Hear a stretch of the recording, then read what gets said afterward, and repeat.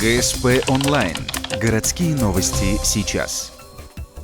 Понедельник, 15:00. Общественная приемная главы Республики Коми. Прямая линия в рамках Дня правовой помощи детям. Звонит Ухтинка. Вопрос касается установки пандуса для ее дочери-инвалида. На данный момент в Ухте пандусами обеспечено 40% школ. В 13 учреждениях их необходимо установить. На это требуется 27 миллионов рублей. Проблем в сфере правовой защиты детей хватает. Не часто, но случаются случаи жестокого обращения с детьми.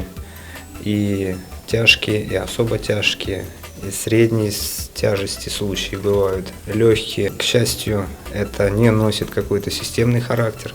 В качестве экспертов сегодня начальник отделения по делам несовершеннолетних, представители ОМВД, городской администрации и прокуратуры. Кстати говоря, в рамках правовой помощи детям прокуратура Ухты охватила 10 городских школ. На лекциях касались темы профилактики экстремизма в молодежной среде, привлечения несовершеннолетних к административной и уголовной ответственности. Школьники проявили себя очень инициативно, задавали очень много вопросов. В основном вопросы касались административной ответственности, в том числе за употребление алкогольной продукции в общественных местах, а также за употребление наркотических средств.